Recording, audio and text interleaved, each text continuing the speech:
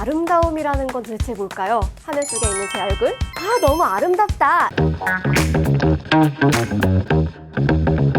네, 안녕하세요. 이건 모의고사 시즌 4-3 융합지문 해설을 맡은 정민아입니다. 여러분, 아름다움이라는 건 도대체 뭘까요?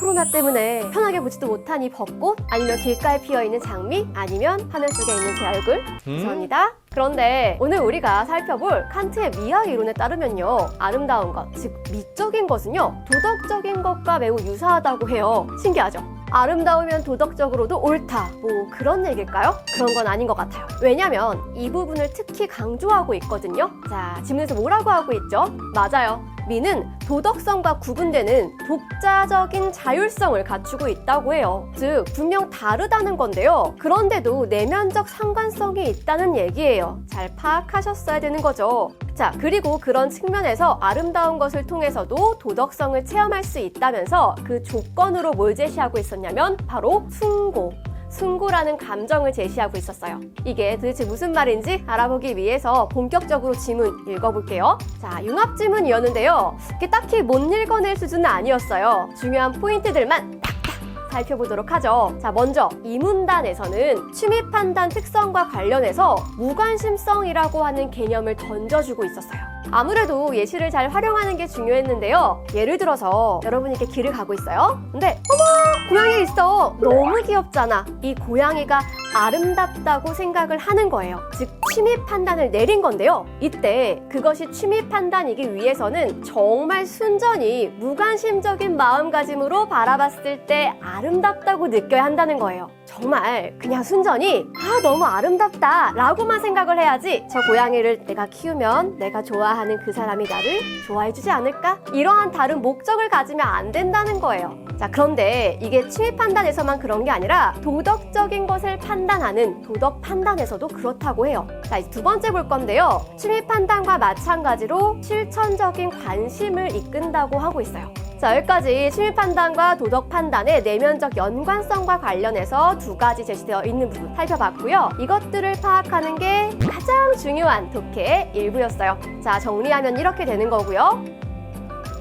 자, 다음 3문단에서는 또 다른 개념이 등장하고 있어요. 뭐였죠? 바로 공통감이었는데요. 자, 이런 그림이 아마 직관적일 것 같아요. 공통감은 사람들이 어떤 미적인 대상을 봤을 때 유사한 쾌감을 느끼는 근거래요. 즉, 아름다운 꽃을 봤다고 칠게요. 이 꽃을 보고 태희든 해교든 지연이든 아름답다고 느끼는데요. 그 이유가 태희든 해교든 지연이든 감정이나 느낌의 구조가 동일하기 때문이라는 거예요. 꽤 그럴듯한 얘기죠. 자, 그리고 여기서 디테일이 하나 있는데요. 아마 놓치기 쉬운 디테일이었을 거예요. 이 다음 문장에서 은근슬쩍 그래서 공통감이 어떻게 작용하는지 그걸 언급하고 있었어요. 바로 상상력이 지성과 결합되는 방식으로 작용한다고 했죠. 자, 이런 디테일 여러분 지문 읽으실 때 놓치시면 안 돼요. 그리고 마찬가지로 공통감은 도덕 판단에서도 나타난다고 했어요. 여기까지 보니까 총 3가지 내면적 상관성을 확인할 수 있었어요. 정리해보고 다음 4문단으로 넘어갈게요. 자, 여기서부터 이제 초점이 살짝 이동됐는데요. 숭고의 체험이 어떻게 예술과 도덕성의 관련성을 설명하는지 이거 이해하는 게 정말 중요했어요. 우리가 지금까지 미적인 것을 바라볼 때 이루어진 것이 취미 판단이었는데 숭고는 그와 완전히 다른 작용인 것 같아요. 미의 쾌가 순전히 생명을 촉진하는 쾌라고 한다면 숭고는 쾌와 불쾌가 복합적으로 작용하면서 엄숙이나 경외의 느낌을 불러오는 거라고 했어요.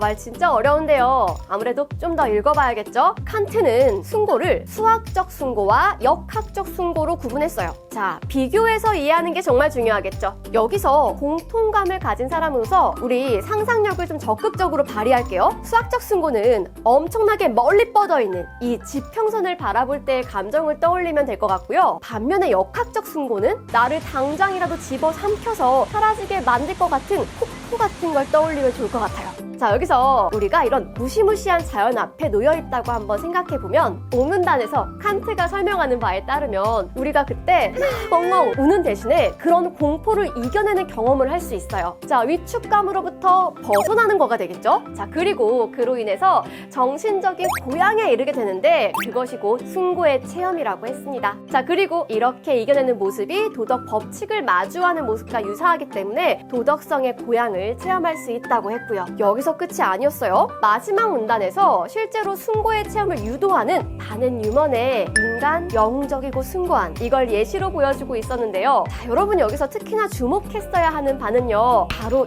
이 부분이었어요. 이 캔버스가요 5m나 된다는 거예요. 자, 이런 작품을 마주하면 우리는 엄숙한 감정을 갖게 된대요. 왜 그럴까요? 자, 아까 우리가 살펴본 숭고의 조건이랑 비슷하겠죠. 이렇게 어마어마하게 이 큰 캔버스를 보고서 느끼는 감정이랑 비슷한 거예요. 자, 이 점을 느낄 수 있었는지가 이번 질문의 핵심이었다라고 할 수 있겠죠?